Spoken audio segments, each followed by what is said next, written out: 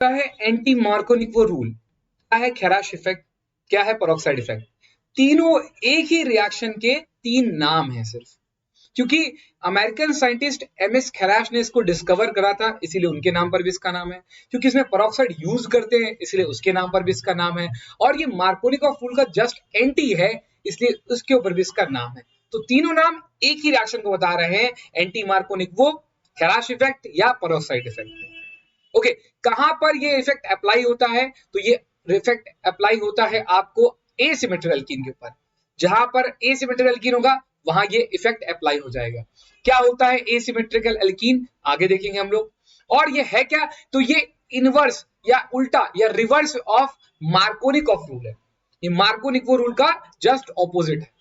उसके बाद इसमें किस किस रिएजेंट को डाल सकते हैं? तो सिर्फ और सिर्फ HBr को डाल सकते हैं, ना ही आप HF यूज कर सकते हैं, ना आप HCl यूज कर सकते हैं, ना ही आप HI यूज कर सकते हैं। ये सारे ही यहां पर आपको मना है। क्यों मना है एंड में जानेंगे हम लोग। और लास्ट चीज, ये कौन सा मैकेनिज्म को फॉलो करते हैं? तो ये फ्री रेडिकल मैकेनिज्म को फॉलो करता है, फ्री रेडिकल मैकेनिज्म को फॉलो करने वाला है। बहुत बहुत स्वागत है आप सभी का, आप देख रहे हैं फ्री रेडिकल क्लासेस और मैं हूं अभ्यम, आपको समझाने आ गया हूं एंटी मार्कोनिको रूल कैसे वर्क करता है, उसका मैकेनिज्म क्या है। आई होप आपको ये ऊपर वाली बातें सारी समझ में आ गई होंगी। इससे पहले कि हम आगे बढ़े, मैं एक दो बातें और आपको बताता हूं। अगर आपसे कहा जा रहा है कि फ्री रेडिकल मैकेनिज्म हो रहा है, तो इसका मतलब दो चीजें हैं। पहली चीज, यहां पर लाइट या हीट से रिएक्शन कराई जा रही है। दूसरा, ये रिएक्शन तीन स्टेप में वर्क करेगी। पहला होगा इनिशिएशन, दूसरा प्रोपगेशन, तीसरा टर्मिनेशन। इनिशिएशन, प्रोपगेशन और टर्मिनेशन, ये तीन स्टेप में रन करेगी रिएक्शन। ओके, मतलब आप कभी भी फ्री रेडिकल रिएक्शन कराएंगे तो ये तीन स्टेप हमेशा होते हैं उसमें। ओके, यहां पर एक इनिशिएटर होगा जो रिएक्शन को स्टार्ट करेगा, जो इनिशिएट करेगा। उसके बाद प्रोपोगेट कराएगा, वो किसी चीज को जाएगा, अटैक करेगा, उससे वो चीज प्रोपोगेट होगी और वो फर्दर फिर आगे रिएक्ट करेगी। आगे हम लोग इस बारे में और डिटेल से बात करेंगे। सबसे पहले देखते हैं कि एसिमेट्रिकल एल्कीन होने का मतलब क्या है। आइए, तो देखिए आपके सामने ये एल्कीन बना हुआ है। यहाँ पे आप देख पा रहे हैं, तो एक साइड में दो हाइड्रोजन लगे हुए हैं, एक साइड में दो हाइड्रोजन लगे हैं, जबकि एक साइड में सिर्फ एक हाइड्रोजन लगा हुआ है और उसकी तरफ ही आपको CH3 ऊपर देखने को मिल रहा है। अगर आप देख रहे हैं CH3 ऊपर है, इस तरफ H है, यहाँ पर दो आपके H लगे हुए हैं, और अगर आप बीच से एक लाइन डाल दें पाई बॉन्ड को काटती हुई, तो आप पाएंगे कि एक तरफ CH3 और H गिरेगा और एक तरफ HH गिरेंगे। तो हम बोलेंगे कि ये एसिमेट्रिकल एल्कीन है, क्योंकि इसमें अगर बीच से काटा जा रहा है तो इसमें दोनों तरफ बराबर पोर्शन नहीं गिर रहे हैं। वहीं पर मार्कोनिकोव रूल या एंटी मार्कोनिकोव रूल लगाते हैं जहां पर एसिमेट्रिकल एल्कीन होता है, क्योंकि सिमेट्री में लगाएंगे तो फर्क ही नहीं पड़ेगा, कुछ भी फर्क नहीं आएगा, इसीलिए ये सिर्फ एसिमेट्रिक पर ही लगता है। दूसरी बात की बात करते हैं यहां पर, तो वो है कि मार्कोनिको रूल हो या एंटी मार्कोनिको रूल, दोनों ही एडिशन रिएक्शन है। अब अगर आपको नहीं पता एडिशन रिएक्शन, तो सुनिए। एडिशन रिएक्शन का मतलब है कि जहां पर पाई बॉन्ड टूटे, पाई बॉन्ड टूट जाए और पाई बॉन्ड टूटने के बाद वहां पर दो नए सिग्मा बॉन्ड बन जाए, उसको हम लोग बोलते हैं कौन सी रिएक्शन? Addition reaction. इसकी उल्टी कौन सी रिएक्शन थी? एलिमिनेशन रिएक्शन, वो फिर आगे देखेंगे हम लोग। अभी यहां बात करते हैं क्या कौन सी रिएक्शन है, मार्कोनिको रूल और एंटी मार्कोनिको रूल। ये दोनों ही रिएक्शन आपकी एडिशन रिएक्शन है।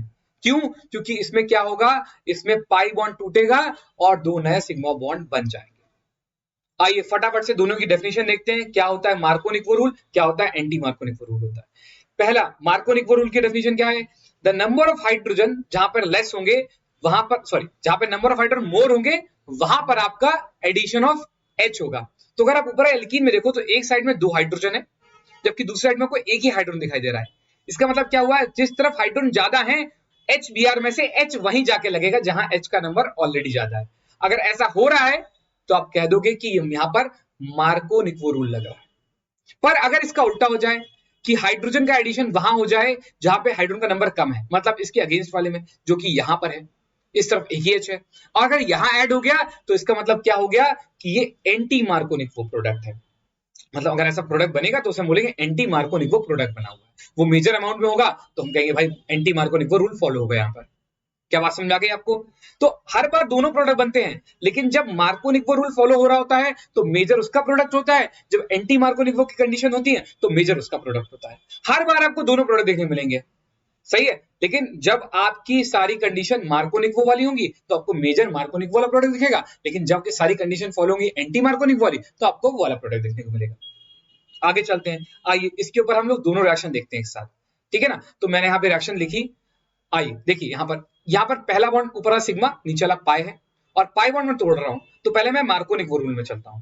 यहां मैंने देखा नंबर ऑफ हाइड्रोजन, यहाँ देखो 2 थी और नई हाइड्रोजन यहीं पे लग गई, तीसरे हाइड्रोजन यहीं लग रही है, तो इसका मतलब क्या हो गया, ये मार्कोनिको प्रोडक्ट है। नीचे वाला प्रोडक्ट देखें, जहां पे नंबर ऑफ हाइड्रोजन लेस थी, मतलब इस साइड में एक थी, इस तरफ जाके हाइड्रोजन लग गई, तो ये एंटी मार्कोनिको प्रोडक्ट है। अब इस रिएक्शन में क्या हुआ है, मेजर प्रोडक्ट मार्कोनिको वाला बना हुआ है, इसलिए मैं कहूंगा इसने, इस रिएक्शन ने इस साइड में क्या फॉलो करा है, मार्कोनिको रूल को फॉलो करा है। पर अब अगर इधर देखूं, जिधर मैंने एंटी मार्कोनिको रूल फॉलो करवाया है, यहां पर देखूंगा तो जहां पर नंबर ऑफ हाइड्रोजन लेस है वहीं पे जाके हाइड्रोजन लग रही है और वही मेजर प्रोडक्ट बन रहा है। तो मैं बोलूंगा इस तरफ एंटी मार्कोनिको को फेवर करने वाली कंडीशन लगाई गई होंगी, इसीलिए उसका प्रोडक्ट मेजर मिल रहा है। कंडीशन क्या, दोनों में फर्क क्या है, इस तरफ आपने सिर्फ HBr डाला है मार्कोनिको रूल में, इस तरफ आपने क्या करा, इस तरफ आपने HBr के साथ क्या डाल दिया है, आपने साथ में पेरोक्साइड डाल दिया। जब पेरोक्साइड को ऐड करा दोगे तो आपको एंटी मार्कोनिक प्रोडक्ट ज्यादा मिलेगा, एंटी मार्कोनिको प्रोडक्ट ज्यादा, और अगर आपने पेरोक्साइड हटा दिया तो मार्कोनिको प्रोडक्ट आपको ज्यादा मिलेगा।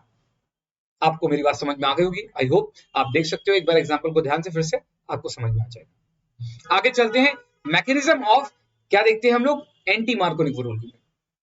देखिए यहां पर सबसे पहले मैंने क्या ले रखा है, सबसे ऊपर देखते हैं, तो मैंने यहां पर ले रखा है पहला स्टेप, मैंने बताया था ना फ्री रेडिकल मैकेनिज्म 3 स्टेप में फॉलो होता है। पहला इनिशिएट कराने वाला स्टेप, इनिशिएशन स्टेप हो जाएगा। पहले स्टेप में मैंने एक पेरोक्साइड लिया है जिसका नाम है बेंजोइल पेरोक्साइड। बेंजोइल पेरोक्साइड में यहाँ पे आप देख पा रहे हैं बीच में पाई बॉन्ड है, सॉरी बीच में सिग्मा बॉन्ड है सिंपल, यहाँ पे ऑक्सीजन ऑक्सीजन के बीच में, तो इस सिग्मा बॉन्ड की वजह से इस यहाँ पर एक पेरोक्साइड लिंकेज हो गया है, oxygen oxygen linkage single bond, it known as peroxide linkage. अब ये पेरोक्साइड लिंकेज जब ब्रेक डाउन होगा, लाइट पड़ेगी या हीट देंगे तो ये ब्रेक डाउन होगा, और लाइट और हीट के प्रेजेंस में इंसाफ होता है, जो जो अपना इलेक्ट्रॉन लेकर आया था वो अपना इलेक्ट्रॉन लेकर चला जाएगा, तो ये बॉन्ड बीच से क्रैक डाउन हो जाएगा लाइट या हीट की प्रेजेंस में। तो ये क्रैक डाउन हुआ, देखो यहां से ये अपना इलेक्ट्रॉन लेके चला गया, ये अपना इलेक्ट्रॉन लेके चला गया, जाने पर यहाँ 2 फ्री रेडिकल बन गए, एक ऑक्सीजन के ऊपर फ्री इलेक्ट्रॉन है, एक यहाँ फ्री इलेक्ट्रॉन है। अब ये कार्बन से बोलेगा कि तुम अपना इलेक्ट्रॉन ले आओ, और मेरे पास एक इलेक्ट्रॉन है ही, हम लोग कार्बन डाइऑक्साइड बना के निकल जाएंगे। और यहाँ पर फिनाइल देख रहे हो, सिर्फ ये वाला हिस्सा, इतना वाला हिस्सा देखो जिसमें मैं सर्कल कर रहा हूँ, यहां से यहां तक इस इलेक्ट्रॉन के साथ ये हिस्सा बच जाएगा, और देखो कार्बन डाइऑक्साइड ऊपर निकल गई और ये हिस्से बच गए, तो यहाँ फिनाइल फ्री रेडिकल्स बन गए, 2 फिनाइल फ्री रेडिकल बन गए। यही वो इनिशिएटर हैं जो अगले स्टेप में प्रोपोगेट कराएंगे, मतलब आपके रिएजेंट को बोलेंगे कि भाई रिएक्शन शुरू कर, मैं आ गया हूं। ये ऐसा क्यों करेंगे, क्योंकि अगर आप ध्यान से देखो इसका फॉर्मूला क्या है, C6H5, अगर एक और H मिल जाए तो मैं बेंजीन बन जाऊं। इसी उम्मीद के संग ये HBr को अप्रोच करेगा, और स्टेप का नाम होगा प्रोपोगेशन स्टेप। आ जाओ, इसमें देखो आया और HBr के पास गया, बोला अपना H मुझे दे दो, वो ब्रोमीन ने कहा ठीक है मेरा H ले जा भाई, तो बेंजीन बन गया, यहाँ पर ये आजाद हो गया, ये अपना कंपाउंड बना के बैठ गया शांति से। अब ब्रोमीन आयन जो है फ्री रेडिकल बन चुका है, ये अकेले रह नहीं पाएगा, ये आगे जाएगा किसके पास, ये जाएगा एल्कीन के पास, और उसके पाई बॉन्ड से रिक्वेस्ट करेगा कि वो तोड़ो और मुझे ऐड करा लो, वहां से रिएक्टेंट के ऊपर ये अटैक कर देगा जाके। आओ देखो यहाँ फटाफट जल्दी से नेक्स्ट स्टेप में देखो, यहाँ ब्रोमीन पहुंचा तो ब्रोमीन कह रहा है मुझे अटैक करके मेरे से बॉन्ड बना लो, मतलब मेरा अटैक स्वीकार करिए और मेरे से बॉन्ड बना लीजिए। तो अगर ये वाला कार्बन बॉन्ड बनाता है तो इस तरफ पाथ चला जाएगा, और अगर ये वाला कार्बन बॉन्ड बनाता है तो इस तरफ पाथ चला जाएगा। तो 2 पाथ पॉसिबल है, पाई बॉन्ड टूटेगा तो या तो वो इस तरफ वाले कार्बन जुड़ेगा या इस तरफ वाले कार्बन जुड़ेगा, किसी एक पर ही जुड़ सकता है, ऐसा हम देख रहे हैं एक बार में। तो मैंने दोनों पॉसिबिलिटी सोची, अगर इधर गया तो A, इधर गया तो B। तो A पे चलते हैं, A पे जुड़ गया तो क्या हो जाएगा, A पे जुड़ेगा तो देखो यहाँ पर A पे जुड़ गया तो ये वाला जो कार्बन है इस पे एक इलेक्ट्रॉन फ्री खाली रह गया, फ्री रेडिकल बन गया। तो यहाँ पर एक कार्बन के पीछे एक ही कार्बन है, ये देखो एक कार्बन है, इसके पीछे एक ही कार्बन है, इसीलिए मैं क्या बोलूंगा, इसे क्या बोलूंगा, फर्स्ट डिग्री या प्राइमरी फ्री रेडिकल आयन बोलूंगा। यहां देखो जब बी के साथ गया, मतलब बी पाथ पे गया, तो इस वाले कार्बन से जुड़ा जाके इस वाले कार्बन ब्रोमीन जुड़ गया, तो दूसरा वाला खाली हो गया। दूसरे वाले की तरफ देखो एनवायरनमेंट कैसा, इस कार्बन के इधर भी एक कार्बन है और इधर भी एक कार्बन है, तो ये हो गया 2 डिग्री फ्री रेडिकल आयन। अब यहाँ पर 2 डिग्री फ्री रेडिकल है, इधर 1 डिग्री फ्री रेडिकल है। कौन सा फ्री रेडिकल स्टेबल है, जिसका इंटरमीडिएट स्टेबल होता है वही मेजर प्रोडक्ट बनाता है। मतलब क्या, फिर सुनना, यहां ब्रोमीन ने दोनों साइड से रिएक्शन करके देखा, अब जो ये बने हैं फ्री रेडिकल्स बड़े बड़े से आपको दिख रहे हैं, कार्बन फ्री रेडिकल यहां पर है और कार्बन फ्री रेडिकल यहां पर है, लेकिन यहाँ पे 2 डिग्री है, यहाँ पे 1 डिग्री है। जो ज्यादा स्टेबल होगा वही प्रोडक्ट मेजर बनेगा। तो अगर आपको स्टेबिलिटी का ऑर्डर नहीं पता है तो इधर देखिए ध्यान से। स्टेबिलिटी का ऑर्डर क्या है, आप देख पाएंगे कि टर्शरी फ्री रेडिकल आयन सबसे ज्यादा स्टेबल होता है, फिर सेकेंडरी स्टेबल होता है, फिर प्राइमरी स्टेबल होता है। तो अगर मैं इन दोनों कंपैरिजन करूं तो ये तो प्राइमरी है और ये सेकेंडरी है, तो सेकेंडरी मोस्ट स्टेबल होगा, इसीलिए लीड करेगा किस चीज को, मेजर प्रोडक्ट की तरफ के लिए लीड करेगा। अब इन्होंने एक और HBr को देखा, उससे अपना H खींच लिया, उसका H खींच लिया और अपने आप को कंप्लीट करना चाहते हैं तो इन्होंने उससे H खींच लिया। देखो यहां से H निकाला गया और इस पे आके जुड़ गया इस साइड में। अगर यहां जुड़ेगा तो ऐसे जुड़ेगा, अगर इधर वाले में देखें तो यहां से H निकला और इधर जुड़ जाएगा। दोनों को एक एक H दिलवा रहे हैं। फिर से एक Br फ्री हो जाएंगे, फिर से एक Br फ्री हो जाएंगे तो क्या हो जाएगा, फिर से Br जाके स्टार्टिंग में फिर से अटैक करेंगे जाके किसी और एल्कीन पे होगा, यही चलता रहेगा। Br फ्री होते रहेंगे, Br अटैक करते रहेंगे एल्कीन पे, Br फ्री, फिर Br अटैक, फिर Br फ्री, फिर एल्कीन पे अटैक, यही चलता रहेगा हमेशा के लिए। लेकिन एक बार यहाँ फिर से देखते हैं, फ्री रेडिकल 1 पर अटैक होगा तो H जाके चिपकेगा, तो यहाँ देखो जहां पर हाइड्रोजन ज्यादा है, जहां पर हाइड्रोजन ज्यादा है, देखो ध्यान से, जहां पे हाइड्रोजन ज्यादा है वहीं पर हाइड्रोजन लगी आके, तो इसका मतलब माइनर प्रोडक्ट है। क्यों, क्योंकि इसका जो इंटरमीडिएट था उसका नाम था प्राइमरी फ्री रेडिकल आयन, तो ये माइनर प्रोडक्ट बना। लेकिन यहां जब सेकेंडरी फ्री रेडिकल आयन बना था तो इसमें H वहां लगा जहां H कम थे, तो वो मेजर प्रोडक्ट होगा, क्योंकि वो उस इंटरमीडिएट का प्रोडक्ट है जो ज्यादा स्टेबल था। ज्यादा स्टेबल इंटरमीडिएट का प्रोडक्ट हमेशा ज्यादा स्टेबल होता है, ज्यादा बनता है। इसका मतलब ये हुआ एंटी मार्कोनिक वो रूल में आपने ये पाया कि मार्कोनिक रूल की तरह ये वहां पर H को ऐड नहीं कराते हैं ज्यादा जहां पर H ज्यादा होते हैं, ये वहां पर ऐड कराते हैं जहां H कम होते हैं। तो यही इसका मैकेनिज्म होगा। अब जितने भी रेडिकल इस पूरी रिएक्शन में बीच बीच में बने होंगे वो आपस में कोलैप्स करके टर्मिनेट हो जाएंगे। इसी स्टेप को हम लोग बोलते हैं क्या, टर्मिनेशन स्टेप। देखिए ऊपर लिख क्या है टर्मिनेशन स्टेप के बारे में, जब जहां सारे रेडिकल आपस में कोलैप्स कर जाएंगे उसे हम लोग टर्मिनेशन स्टेप कहते हैं। इसके बाद क्या है, क्या आपको ये बात पता है कि HCl ने क्यों नहीं अटैक करा या HCl इस रिएक्शन में पार्टिसिपेट क्यों नहीं करता, क्योंकि उसका बॉन्ड जो होता है ज्यादा स्ट्रॉन्गर होता है। और दूसरी बात अगर मैं पूछूं HI क्यों नहीं अटैक कर रहा है, तो HI जब अपने आप को तोड़ता है ना, उसकी एनर्जी तो कम है, बॉन्ड तो वीकर है, लेकिन तोड़ने के बाद उनमें क्या समस्या आती है, वो I2 बना के भाग लेते हैं, वो नहीं अटैक करने में बिलीव करते हैं। HI टूटा, I2 बना और भाग गया।